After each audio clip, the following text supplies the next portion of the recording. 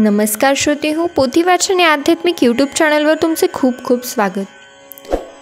आपण श्री दत्तगुरूंच्या कथाला सुरुवात केलेली आहे। त्यामधील ही आजची दुसरी कथा, श्री दत्तात्रयांचा दुसरा अवतार म्हणजे श्रीपाद श्री वल्लभ, याबद्दल आपण या कथेमध्ये जाणून घेऊयात।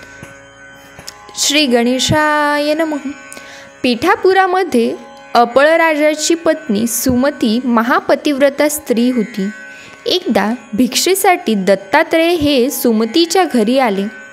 त्या दिवशी श्राद्ध असल्यामुळे अजून ब्राह्मण भोजन झाले नव्हते, तरी सुमतीने भक्तिपूर्वक दत्तात्रयांना भिक्षा वाढली। तिच्या भक्तीला प्रसन्न होऊन दत्तात्रयाने इच्छित वर मागण्यास सांगितले।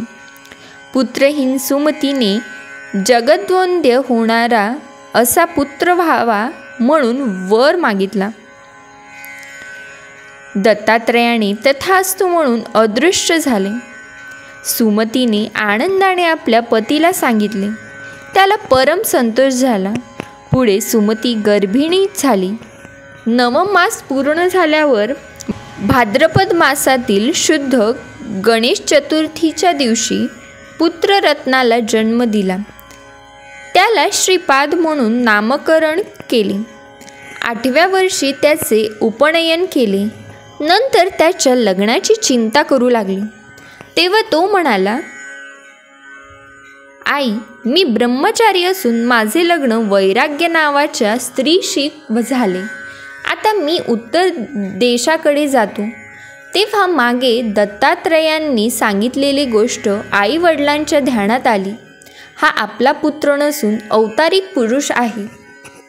आजपर्यंत तुझ्या जन्मामुळे मागील सर्व दुःख विसरलो होतो।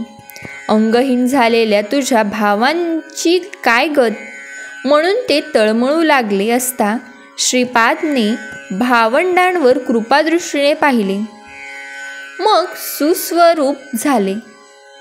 पुढे श्रीपाद आई वडिलांची आज्ञा घेऊन तीर्थयात्रेला गेले। पुढे श्रीपाद श्री वल्लभ तीर्थयात्रेला निघाले। ते यात्रा करीत करीत कुरवपुरी म्हणजेच कुरगड्डी येथे आले। हे क्षेत्रच कृष्णा नदीच्या तीरावर आहे। असा हा दत्तात्रयाचा दुसरा अवतार श्रीपाद श्री वल्लभ। ही कथा इथेच पूर्ण झाली।